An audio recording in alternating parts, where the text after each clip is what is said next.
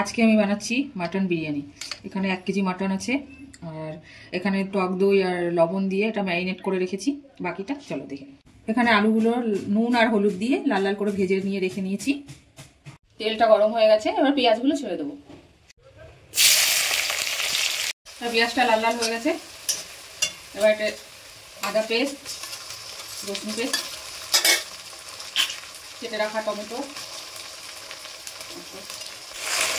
এবার লবণ স্বাদ অনুযায়ী দেবো,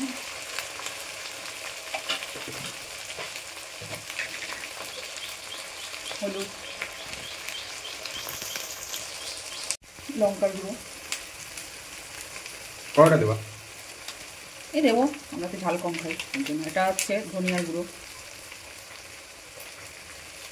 জিরের গুঁড়ো, একটু সামান্য চিনি দেবো।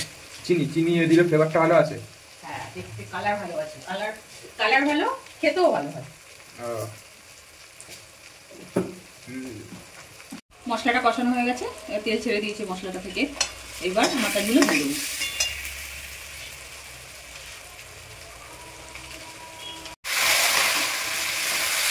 ভালো করে কষিয়ে নেব। মাটনটা কষানো হয়ে গেছে, এবার বিরিয়ানির প্রিপারেশনটা করব।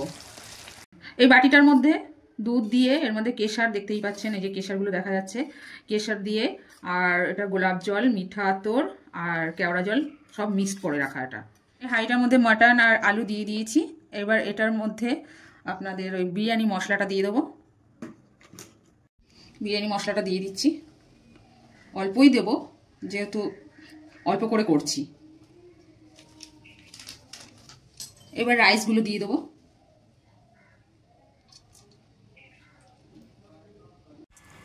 হাঁড়িটার মধ্যে মাটনটা দিয়ে, বিরিয়ানি মশলা দিয়ে, এটাকে এবার রাইসটাকে পুরো দিয়ে রেডি করলাম। এবার উপর থেকে ঘি দিয়ে দেবো, ঘি আর ওই যে দুধের মধ্যে যে কেওড়া জল, গোলাপ জল, মিঠা আতর, কেশর মিক্স করা আছে ওটাও দিয়ে দেবো।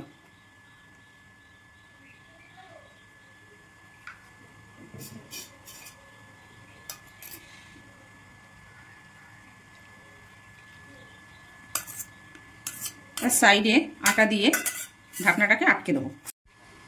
দেখো আটাটা দিয়ে ঢাকনাটাকে পুরো আটকে দিয়েছি। এবার এটা গ্যাসে বসিয়ে দেবো, সিম, একদম সিমে করে গ্যাসটা বসিয়ে দিয়েছি। এটা এখন 15-20 মিনিটের জন্য হতে দেবো। হ্যালো গাইস, এবার দেখতেই পাচ্ছ বিরিয়ানির কালারটা দারুণ এসছে আর দেখেও ডিলিশিয়াস লাগছে। তো আমরা এই প্লেটে এটাকে সার্ভ করে দেখানো হয়েছে। তো আমরা ভিডিওটা এখানে এন্ড করা হলো।